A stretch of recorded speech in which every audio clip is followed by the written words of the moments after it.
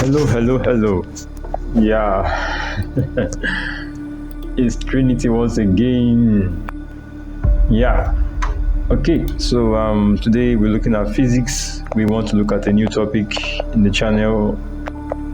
Yeah, for physics students, we are looking at motion. Motion. All right. So what is motion? That's a very simple question.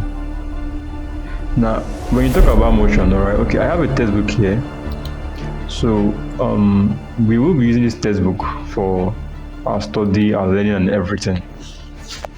Looking at motion, and in motion, we're going to look at relative motion, distance and displacement, speed and velocity, position and time graphs, velocity and time graphs. But the first thing is this: what is motion? Now, yeah. Okay, I should do this. This will be very, very fantastic for you. Okay, now watch this. This is simulation. This is simulation. I wanted to use my hands to draw, but I have a simulation here. That would be better, but that would be best for this whole practical and this whole topic. Now, you can see this is a man standing here. This is 0 meter, all right? When we talk about motion, do you observe that do you observe that his position changes as well, all right? Now, his position is changing, all right? Now, as his position changes, you can see that there is time involved. Can you see that? There's time involved. That's what we call motion. So you can say that motion is what? A change in position with respect to time. When you have an object that changes position with respect to time, you can say that object has undergone motion. Do you understand? Okay, that's basically what motion is. So motion is what? It is the change in position of an object with respect to time. Meaning that if you had a cup falling from the skies and somehow you are a Superman and you could pause time, if you should pause the time, the cup will cease to move because the cup is moving with respect to time. Do you understand? Time is involved in everything. Now, in our level for physics right now, we will be looking at one-dimensional motion. Yeah, you can look. If you look at the textbook here, we have one-dimensional motion. All right. Yeah, we have. Yes. Yeah. Yes. I guess I think what you're thinking, or I guess I know what you're thinking. But let me help you out already. Now we have three types of motion. Okay. Three-dimensional kind of motions, or three kinds of motions. We have the one-dimensional motion, which is 1D motion. We have the two-dimensional motion, and we have the three-dimensional motion. So what is the difference? The difference is that for the one-dimensional motion, the motion is in just one plane, one dimension.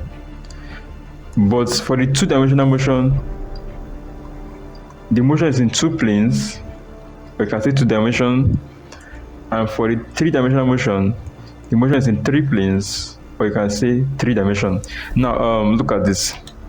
This guy here is just undergoing one-dimensional motion because why? It is just in one direction. Okay.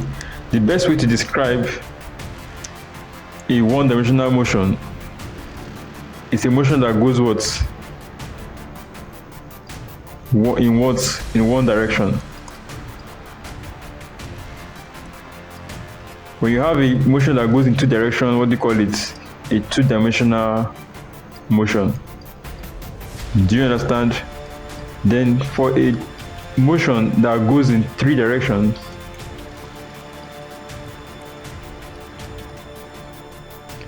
it's called a three-dimensional motion. Let's look at some real-life examples of motion.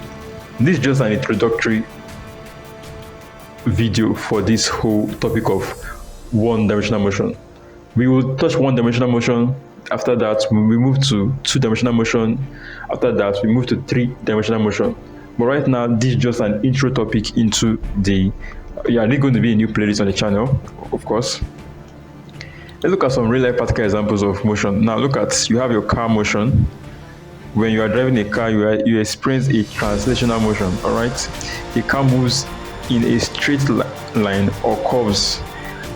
You have your swing. When you're on a swing, you experiencing to and fro motion. You have your swing, your playing ground. When an object is falling down, okay? Now, one thing you need to know about, one common thing you need to know about, yes. One common thing you need to know about a one-dimensional motion is that a one-dimensional motion, all right,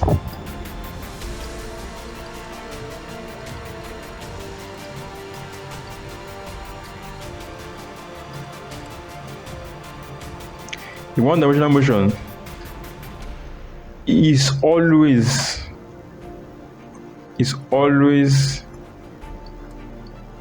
in a straight line.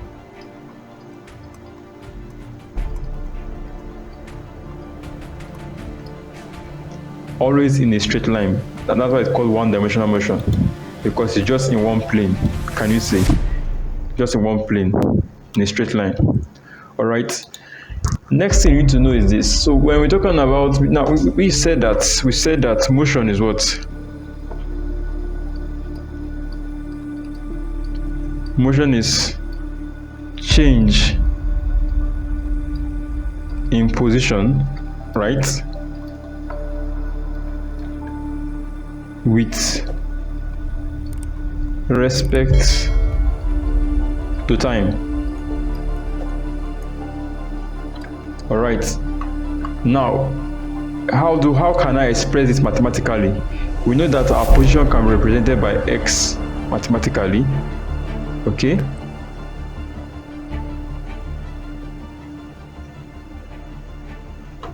Mathematically, you can represent your position as x. Oh, come on.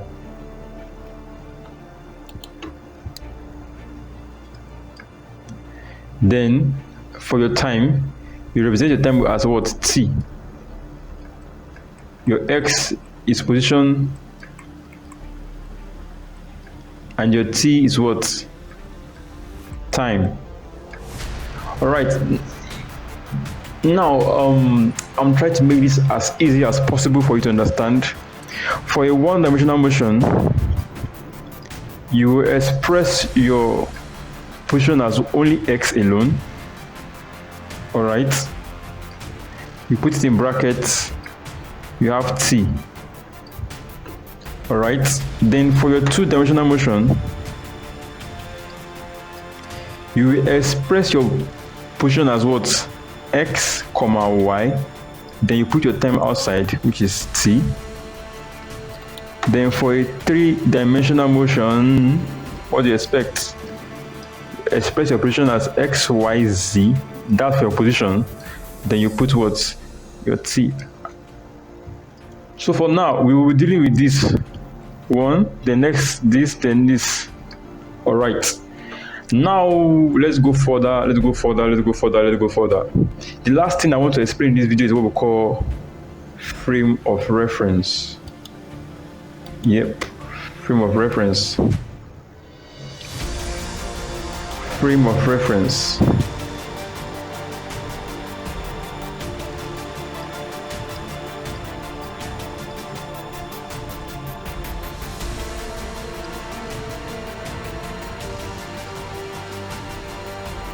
A frame of reference.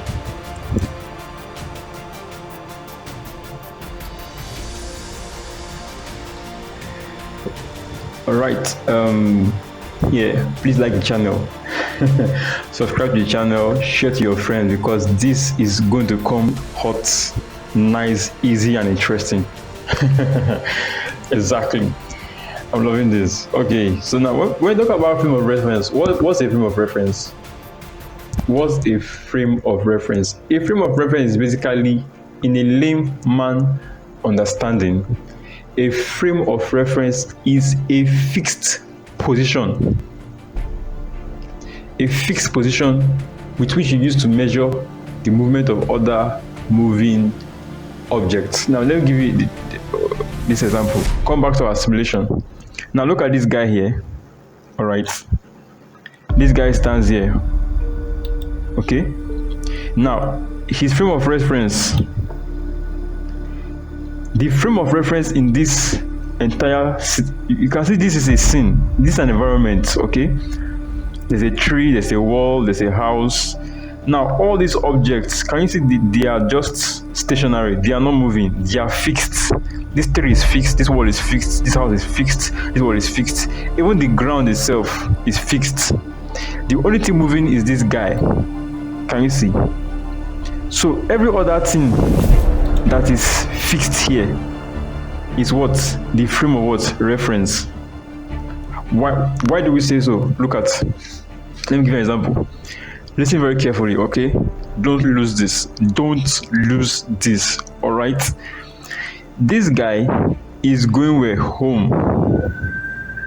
Can you see? Let me replay this again. This is his home, all right? This is his house. He's going home. How do we know he's going home? We can tell he's going home because his house is what? Over here. Now, what about the tree here? Let's say this is his let's say this is his farm, for example, or his garden. We can say he's going to his garden, right? Because his garden is towards the left. The garden is fixed here. All right. What if while he was going home, his house all of a sudden came over here? You will say he's leaving or he's going away from home. Let me give you a graphical representation. First of all, understand that everything in this environment is fixed. That environment becomes the frame of reference because it is fixed. The environment has a fixed position. The environment is not moving. This guy here is the only guy moving. So when it comes to motion, there are two things we need. We need a fixed position and a moving position. This man has a moving position, while the environment, the object, have a fixed position. This is a stick man, all right? Now this is the way home. Your home is over there. Okay. Your home is over here. You're going home. Your home is fixed. It's not moving. The ground is fixed. It's not moving. Your home becomes a point of reference, or you can say a frame of reference, and the ground becomes a frame of reference as well. What if while you were going home, your home all of a sudden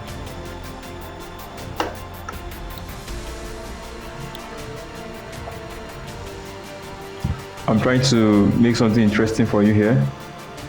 What if while we were going home and all of a sudden your home disappeared out of there, it moved and came over here?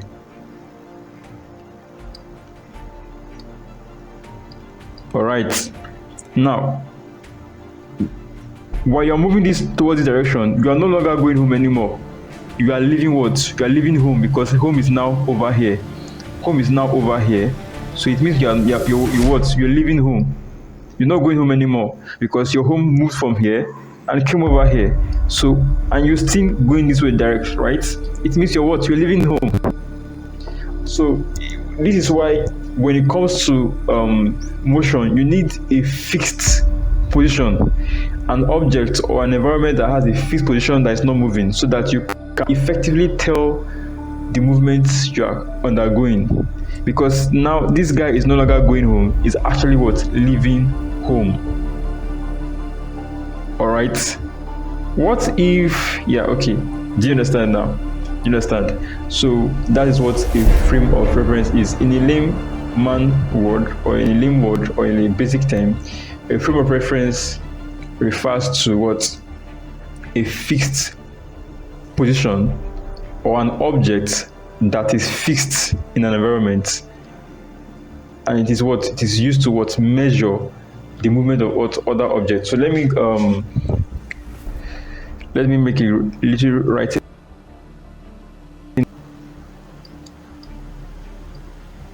Frame of reference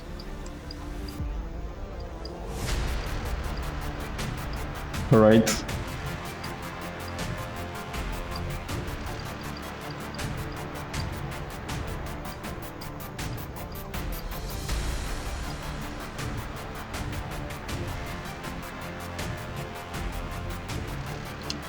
okay, I could write it this way better.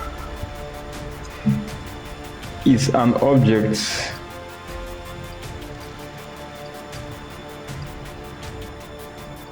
with a fixed position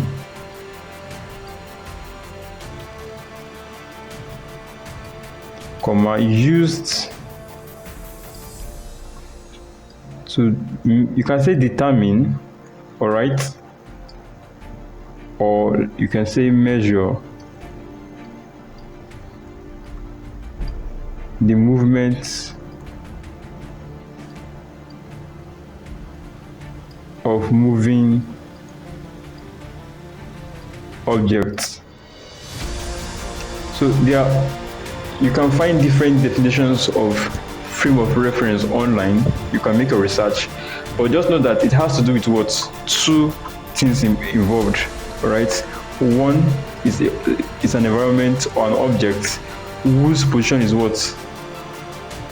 Fixed, and the other object is what? Is moving, all right? So this object here has a frame of reference. Let me draw that out for you. It has a frame of, this object you're seeing here, right? It has a frame of reference. So this guy is moving in reference to what? This guy. Do you understand? So if this is his frame of reference, okay? Because this guy is fixed, this guy is moving. So when this guy moves to this position, he's moving with respect to this guy. He comes down again within the frame of reference. Do you understand? This guy is fixed, this guy is moving. Okay, I'll stop here, and in the next videos, I'll explain the difference between distance and time. We will treat this in the next video, all right? Distance and time, then on over to speed and velocity. Remember to share the video to your friends. Remember to share the video on, you have social media pages, right? You could just share the video, subscribe, like the button and all. Thanks very much.